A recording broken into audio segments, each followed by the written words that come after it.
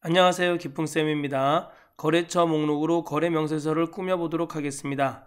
거래명세서 꾸미는 데에는 데이터 유효성 검사와 셀 서식, 이름 정의 기능과 브이루거 함수와 썸 함수가 들어갑니다. 자, 여기 보시면 거래처 시트가 이렇게 있고, 저희는 거래처가 많지 않아서 이렇게 정확한 주소와 정확한 전화번호가 아닙니다. 이렇게 거래처가 얼마나 많지 않아서 한 6개밖에 안 되는 거죠. 여러분들은 이렇게 데이터가 많이 있을 수 있습니다. 자, 그럴 때 이렇게 거래명세서 시트 안에 거래처에 있는 데이터를 여기다 넣어보도록 하겠습니다. 자, 완성본 한번 볼까요? 여기 보시면 거래처 시트가 있고 거래명세서 시트가 있는데 상호에서 보시면 상호를 이렇게 선택하면 여기 목록이 있어서 목록에서 선택하는 값에 따라서 담당자와 사업장 주소, 전화번호, 팩스번호가 자동으로 입력되도록 만들어 보도록 하겠습니다. 자, 여기서 한림대학교인데 강원대학교 이렇게 한번 클릭해 볼까요? 강원대학교 하면 강원대학교의 담당자와 사업장 주소, 전화번호와 팩스번호가 나타납니다. 그리고 여기에 금액이 들어가는 부분에는 셀 서식에서 형식을 회계로 해보고요. 그 다음에 여기도 회계 해보고, 그 다음에 여기 숫자로 되어 있는 것을 이렇게 한글로 나타나도록 만들어 보도록 하겠습니다. 여기에는 숫자를 앞에 원자와 그 다음에 가로를 넣어서 또 만들어 보도록 하겠습니다. 자, 그럼 거래명세서를 한번 꾸며 보도록 하겠습니다. 자, 거래처 시트에 들어가 가지고 먼저 이름을 정의해 보도록 하겠습니다. 여기 업체명의 이름을 한번 정의해 볼까요? 업체명 B5셀에서부터 B10셀까지 선택하시고요. 업체명이라고 적어보세요. 이름 상자에 업체명, 이름을 쓰셨으면 반드시 이렇게 엔터를 눌러 주셔야 됩니다. 내가 이름을 잘못 입력했거나 범위를 잘못 선택하셨으면 수식 탭에 보시면 이름 관리자가 있습니다. 이름 관리자에서 이름을 선택하시고 편집 눌러서 이름을 바꿔주시고 또는 참조 대상, 이 범위를 바꿔주시면 됩니다. 자, 다음 B5셀에서부터 전체 데이터 제목을 제외한, 제목과 번호를 제외한 전체 데이터를 한번 선택해 보실래요? 선택하셨나요? 자, 이 부분은 이름을 거래처라고 해보도록 하겠습니다. 거래처. 여러분 물론 이렇게 이름을 안 정해도 값은 우리가 원하는 값을 얻어낼 수는 있지만 이름을 정의하면 편합니다.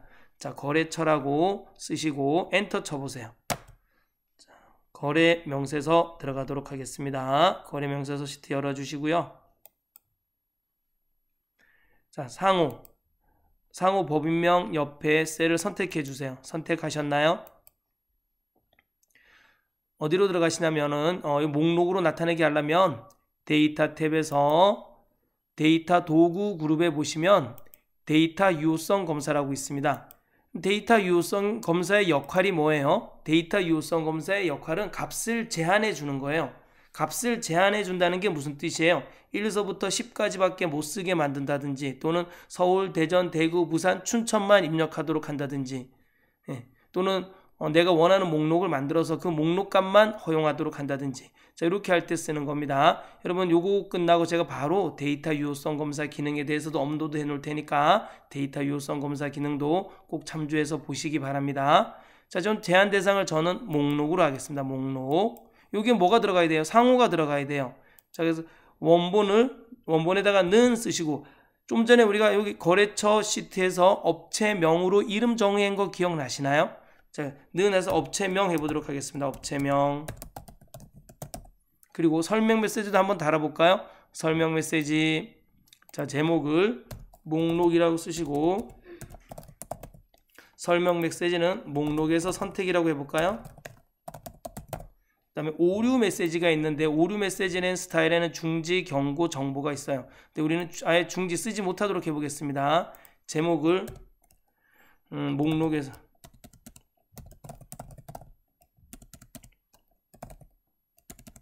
목록에서 선택하세요. 죄송합니다. 제가 타자를 잘 못 칩니다. 자, 컴퓨터를 20년을 가르치고도 타자를 못 치는 선생님입니다. 자, 오류 메시지에는 제발 목록에서 선택만 해주세요. 그리고 이렇게 OTL 이렇게 적을까요? 좌절 모드. 여러분 너무 나이를 저보고 나이 들었다 그러죠, 그쵸? 이모티콘, 요즘 너무 이모티콘이 예쁜 것들이 많이 나왔는데 이모티콘이 없으니까 문자로 이렇게 슬픔을, 좌절 모드를 표현해 보도록 하겠습니다. 너무 유치하나요? 자, 이렇게 오류 메시지를 입력하셨나요? 자, 확인 눌러보겠습니다. 그럼 마우스 이렇게 갖다 대면 아유, 이거 잘 안 나왔네요, 그죠? 목록에서 선택하라고 이렇게 나옵니다. 자, 그러면 선택하면은 목록에 선택이 돼요, 그쵸? 이게 어디 있는 거예요? 자, 거래처에 업체명을 우리가 이름을 정해 줬잖아요, 그쵸? 이렇게 이름을 정해 줬기 때문에 이 업체명에 있는 값이 여기에 연동해서 나타나는 거예요. 아, 이거 불편하다, 그쵸? 이건 지우겠습니다. 자, 데이터 유효성 검사 다시 들어가셔가지고 설명 메시지는 지우겠습니다. 설명 메시지는 딜리트 눌러서 지우겠습니다. 제대로 안 나타나서 그렇습니다. 여기 나타나나요? 그런데 제가 데이터를 한번 입력해 볼까요? 여기다가 잘못 입력해 볼까요? 여기다가 평창대학교 엔터 쳐볼까요? 이렇게 돼요. 목록에서 선택하세요. 오류 메시지가 떠요. 제발 목록에서 선택만 해주세요. 이렇게 나타내네요. 그쵸? 취소 누르고 선택 이렇게 해주시면 됩니다. 자, 왜 오류 메시지는 왜 나타나시는지 아시죠? 우리가 방금 데이터 유효성 검사 들어가서 오류 메시지에서 제목과 오류 메시지를 입력했기 때문에 나타나는 겁니다. 자, 확인. 자, 우리 이게 여기 이렇게 학교 상호를 선택할 때마다 그 상호에 맞는 담당자와 사업장 주소, 전화번호와 팩스 번호를 입력해 보도록 하겠습니다. 여러분 vlookup 함수 아시죠? vlookup 함수 기억나나요? 는 vlookup 어떤 기준 셀이 있으면 이 기준 셀에 참조되는 값을 참조 범위에서 찾아주는 거예요. 몇 번째 열에 있는지 열 번호에서 찾아주는 겁니다. 정확한 값 0, 유사한 값 1이 있는데 기준 셀이 지금 상호니까 상호니까 정확한 값 0 해주셔야 돼요. 기준 셀이 문자이면 100% 0 해주셔야 됩니다. 자, 그럼 한림대학교 제가 한번 해볼게요. 여기다 는 쓰시고 vlookup 가로 열고 기준 셀은 한림대학교입니다. 한림대학교에 참조되는 값을 여기다 쓸까요? 한림대학교에 참조되는 값을 거래처에서 찾아주는 거예요. 자, 좀 전에 우리가 거래처 그 이름을 정해줬던 거 기억나시나요? 그 거래처에 보면 담당자는 쉼표 두 번째 열에 있어요. 전체 거래처 여러분 이름을 정해주면 이거는 F4를 누른 것처럼 똑같이 절대 참조입니다. 고정되어 있다는 의미입니다. 알겠죠? 거래처에서 두 번째 열에서 값을 찾아주면 됩니다. 쉼표 0 가로 닫고 엔터. 한림대학교 이렇게 하고 또 강릉대학교 하면 이름이 이렇게 바뀌어요. 자, 이거 보시면 거래처에 보면 이거 이름이 뭐예요?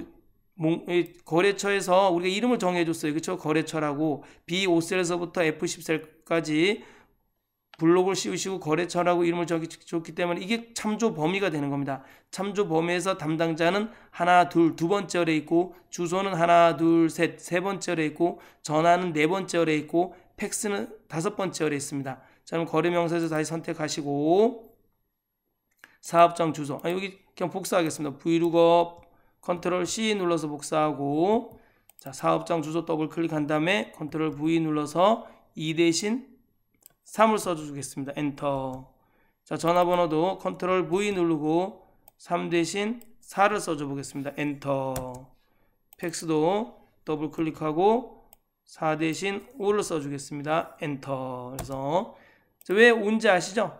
여기 거래처 범위 안에서 참조 범위에서 하나, 둘, 셋, 넷, 다섯 번째 있기 때문에 그렇습니다. 여러분 이름이라는 것은 뭐예요? 이름을 정의하면은 이 엑셀 전체 문서에서 한 개밖에 못 써요. 자, 내가 여기 뭐라고 이름했어요? 거래처라는 이름을 정해줬으면 이 거래처라는 이름은 이 엑셀 문서에서 쓸 수가 없습니다.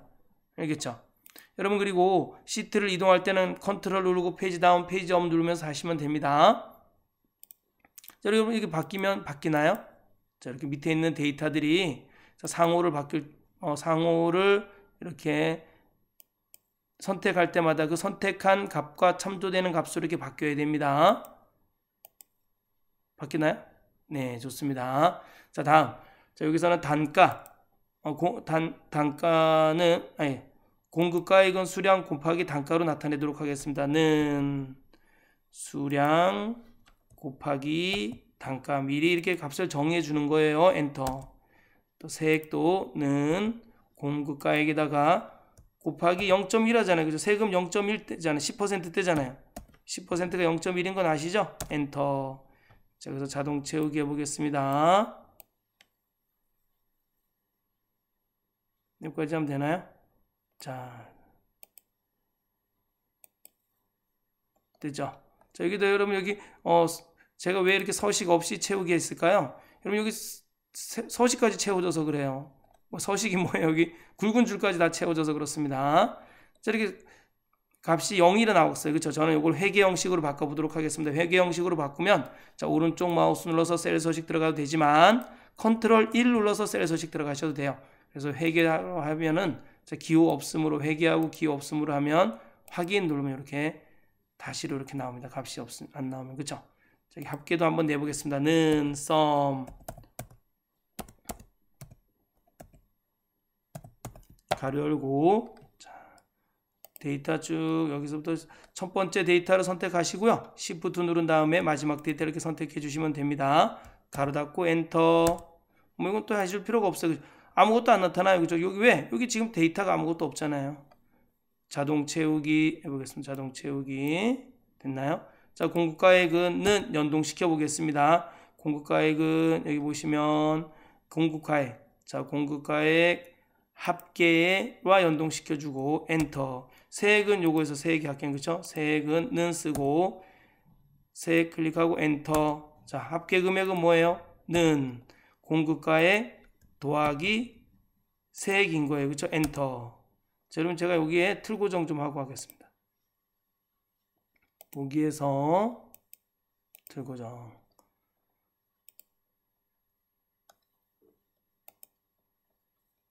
이렇게 하면 안 되겠다. 죄송합니다.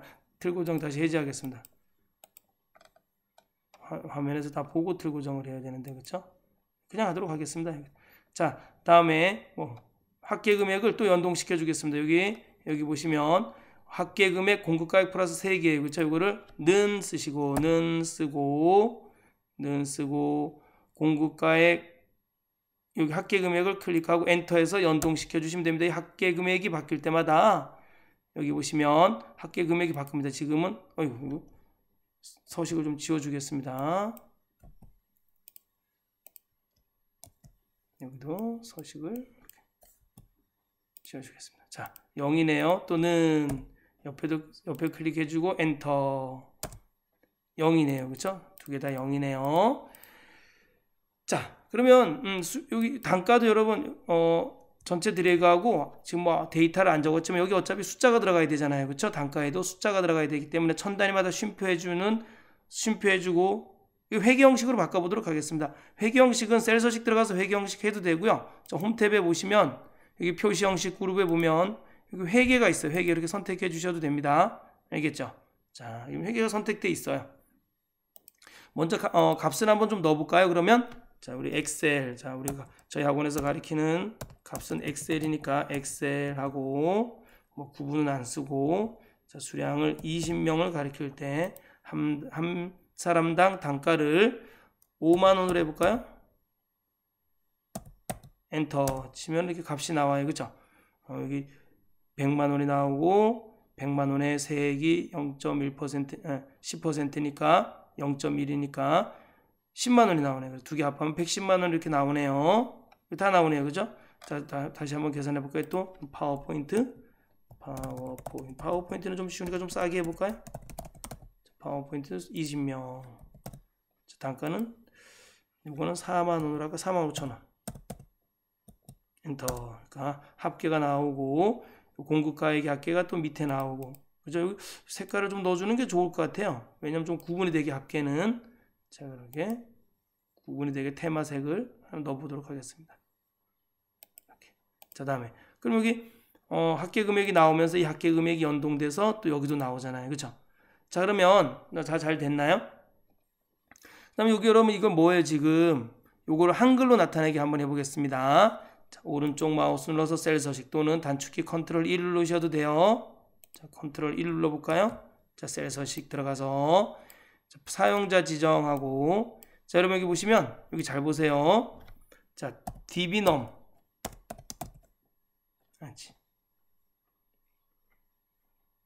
지표준 앞에다가 쓰겠습니다. 자, 지표준 앞에다가 dbnum이라고 한번 써보세요. dbnum num 1 써보세요. 1 쓰고 가로 닫으면 여기 한자로 나오네요. 그쵸? 209만 이렇게 나오네요. 그쵸? 아유, 영어도 모르고 한자도 모르겠고. 자, 보겠습니다. 그 다음에 1 쓰니까 한자로 나와요. 자, 2 써볼까요? dbnum 2. 이게 진짜 한자로 나오네. 이것도 그쵸? 이게 209만입니다. 알겠죠? 3 써볼까요? 3 dbnum 3. 이렇게 209만 이렇게 아라비아 숫자와 한자가 함께 나오네요. 그쵸? 자, dbnum 4 쓰면 이제 한글로 나옵니다. 알겠죠? 그런데 dbnum 4 209만.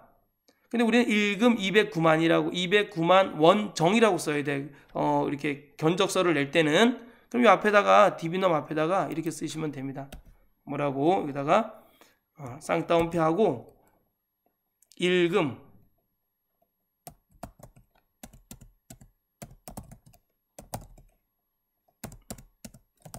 한 칸 띄고 쌍따옴표하고 그쵸? 209만 요 뒤에다가 쌍따옴표하고 원정 이렇게 써주시면 됩니다. 원정 가로 닫고 그쵸?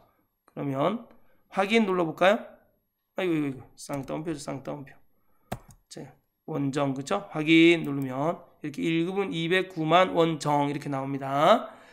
근데 여기다 여러분 어떻게 나타내는데 요 형식은 잘 보세요. 얘는 이렇게 자 가로 열고 원 표시하고 또 천 단위마다 구분기호가 들어가야 되니까 2 쓰고 쉼표 090 쉼표 000 이렇게 나타나야 돼요. 그렇죠? 자 그러면 이건 어떻게 해야 되냐면 여러분 이 천 단위마다 쉼표를 구분하는 거는 뭐예요? 천 단위마다 쉼표를 구분하는 것은 샵 쉼표 샵 0이에요. 그 다음에 이 앞에 두 개는 뭘 해주면 되겠어요? 셀 서식에 들어가서 이렇게 쌍따옴표로 얘를 이렇게 묶어주면 돼요. 그리고 앞에 나타나겠고 뒤에도 가로니까 가로 닫고 이렇게 쌍따옴표 나타나면은 얘가 뭐로 나타나겠어요? 여기 위에 거하고 똑같이 나타나겠죠? 자 한번 해볼까요? 그러면 선택하고 오른쪽 마우스 눌러서 셀 서식 또는 컨트롤 1을 눌러주셔도 돼요. 그 다음에 사용자 지정 들어가신 다음에 지표준에 지우시고 천 단위 구분기호니까 샵 쉼표 샵 0 천 단위마다 쉼표를 해줘라 이런 뜻이에요. 알겠죠? 그 다음에 앞에다가 가로 열고 원 표시 해줘야 되죠?